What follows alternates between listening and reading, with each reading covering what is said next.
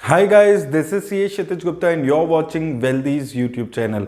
दोस्तों, आज इस वीडियो में मैं आपको 5 ऐसे ELSS फंड्स बताने वाला हूं जिन्होंने पिछले 5 सालों में सबसे अच्छी रिटर्न्स दिए। तो अगर आप ELSS फंड में इन्वेस्ट कर रहे हैं तो ये वीडियो देख के आपको एक आइडिया मिल जाएगा कि जिस भी म्यूचुअल फंड में आपने इन्वेस्ट किया है, क्या वो फंड बेस्ट परफॉर्मिंग फंड्स की कैटेगरी में आ रहा है या नहीं आ रहा। और अगर आपने ELSS फंड में इन्वेस्ट करना चाहते हैं तो आपके लिए ये वीडियो एक रेफरेंस पॉइंट हो सकता है कि अगर आप इन्वेस्ट करना चाहते हैं तो कौन से फंड्स हैं जो कंसिस्टेंटली 5 सालों से सबसे अच्छी रिटर्न्स जनरेट कर रहे हैं। अब एक चीज आपको याद रखनी है, ये वीडियो किसी भी तरह की इन्वेस्टमेंट की एडवाइस नहीं देती है। और दोस्तों, सबसे पहले हम बात करते हैं कि ELSS फंड्स होते कौन से फंड्स हैं।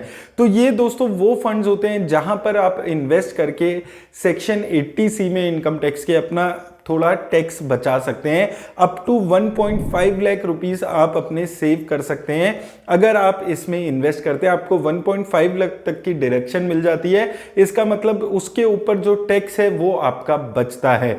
इसके साथ साथ आपको एक चीज और याद रखनी होती है कि ELSS फंड में जो भी पैसा आप इन्वेस्ट करते हैं वो 3 साल के लिए आपका लॉक इन रहता है।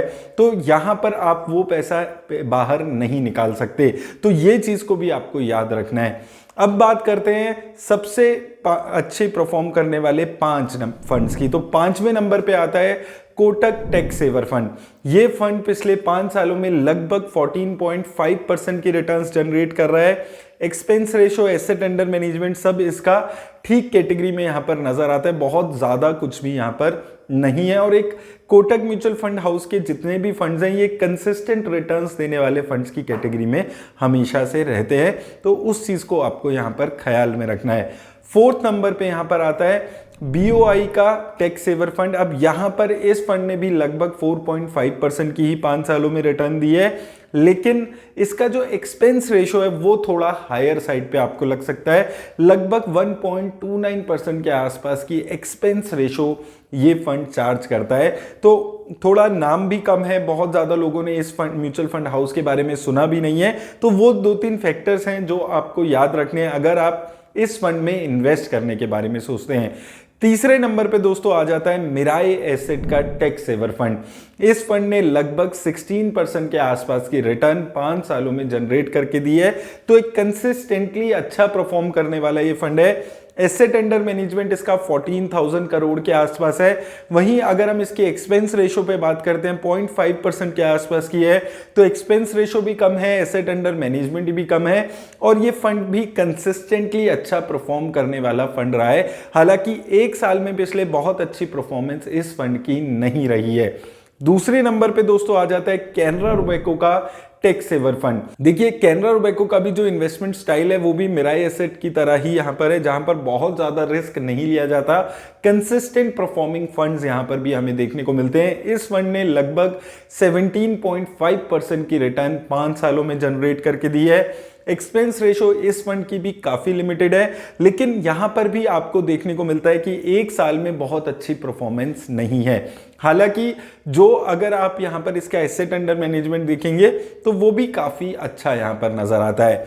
और दोस्तों, सबसे पहले नंबर पे वो फंड जिसने पिछले 5 सालों में सबसे अच्छी रिटर्न्स दी है, 25% की रिटर्न इस फंड ने 5 सालों में जनरेट की दी है, क्वांट टैक्स प्लान। क्वांट का जितने भी म्यूचुअल फंड्स हैं ये अभी लगातार अच्छी परफॉर्मेंस दिखाते हुए आ रहे हैं। तो क्वांट के जो म्यूचुअल फंड्स हैं वो एक कंसिस्टेंटली अच्छी परफॉर्मेंस यहां पर दिखाते हुए नजर आते हैं और लगभग हर कैटेगरी में ये फंड्स अभी अच्छा कर रहे हैं। हालांकि आपको अगर क्वांट में इन्वेस्ट करना है तो आपका जो रिस्क है वो वेरी हाई रिस्क होना जरूरी है, क्योंकि यहां पर बहुत ज्यादा फ्रीक्वेंटली पोर्टफोलियो में चेंजेस किए जाते हैं ताकि जो रिटर्न्स है वो बहुत ज्यादा मिल सके। Expense ratio, asset under management वगैरह सब काफी लिमिटेड है, तो उस चीज में डरने की घबराने की बात नहीं है। 1 साल में भी इस फंड ने काफी अच्छे रिटर्न दिए 17% के आसपास, और 5 सालों में भी इस फंड ने कंसिस्टेंट रिटर्न्स इन्वेस्टर को जनरेट करके दिए। तो सब फंड्स अलग अलग रिटर्न्स जनरेट करते हैं और सारे ही फंड्स अलग इन्वेस्टमेंट स्टाइल से इन्वेस्ट करते हैं। तो आपको ये चीज देखनी जरूरी है कि कौन सा फंड आपके रिस्क प्रोफाइल को सूट करता है और उसके हिसाब से आप किसी भी फंड में इन्वेस्ट करने के बारे में सोचें। उम्मीद करता हूं दोस्तों इस वीडियो से आपको हेल्प मिलेगी ELSS फंड्स के बारे में जानने के लिए। वीडियो से हेल्प मिली हो तो वीडियो को लाइक और शेयर जरूर करें। चैनल पे नए हैं तो सब्सक्राइब करना भी ना भूलें। धन्यवाद दोस्तों।